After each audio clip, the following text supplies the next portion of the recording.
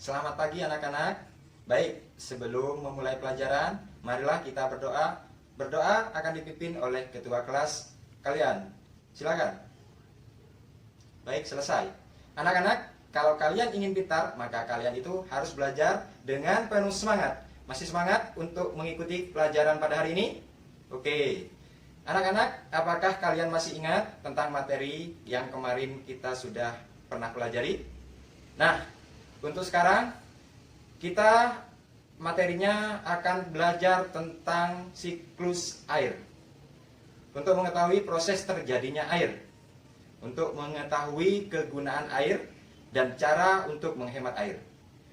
Baik ya anak-anak, pertama-tama apa sih itu daur air? Apa sih itu daur air? Ada yang tahu? Nah, baiklah, daur air itu merupakan peranan yang paling penting dalam kehidupan makhluk hidup. Air termasuk dalam kebutuhan primer manusia. Hal mana air itu untuk apa? Pertama untuk minum, untuk keperluan sehari-hari. Contohnya apa? Memasak, mencuci, terus untuk alat pembersihan, juga sebagai sarana olahraga. Berikut, bagaimana cara proses terjadinya hujan?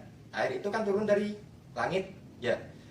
Proses terjadinya hujan itu pertama, adanya dari air permukaan, entah dari laut ataupun dari darat, mengalami penguapan. Setelah itu, uap berkumpul di dalam udara, terus membentuk awan. Setelah membentuk awan, maka terjadi penggumpalan atau pengembunan.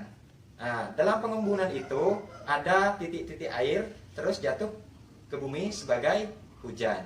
Dari uap air menjadi butiran es disebut kondensasi. Kemudian butiran es tersebut akan jatuh menjadi air hujan karena pengaruh dari perubahan suhu. Air hujan yang jatuh ke bumi sebagian akan masuk ke dalam tanah dan juga sebagian akan langsung ke selokan, ada yang ke sungai dan juga ada yang ke laut. Air yang masuk ke dalam tanah sebagian akan diikat oleh akar-akar tanaman. Air ini berguna sebagai cadangan air.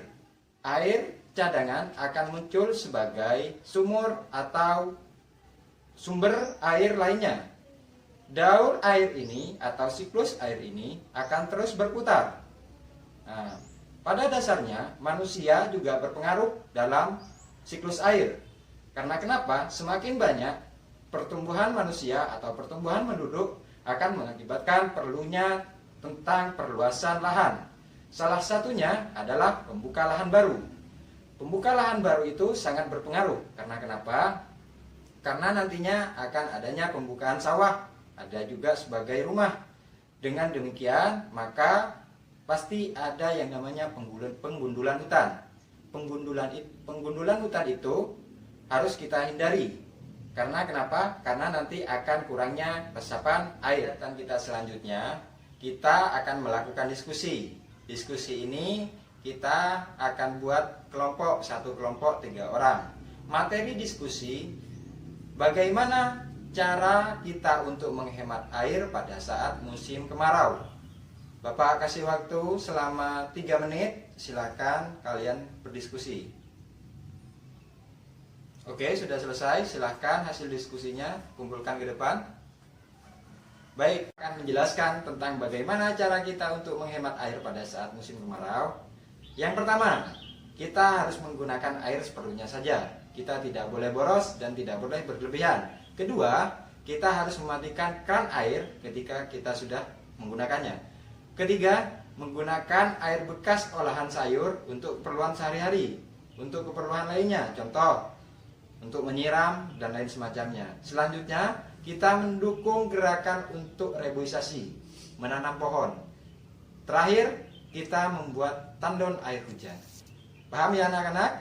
Nah, sekarang untuk kesimpulan materi kali ini, yang pertama adalah air itu sangat dibutuhkan oleh manusia.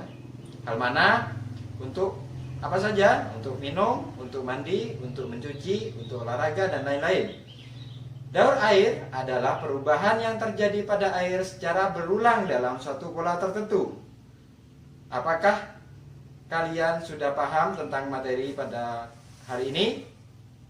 Baik, kalau sudah paham, kita akan tutup pertemuan pada hari ini dengan pembacaan berdoa. Silakan ketua kelas. Baik, selesai. Terakhir dari saya, Assalamualaikum warahmatullahi wabarakatuh.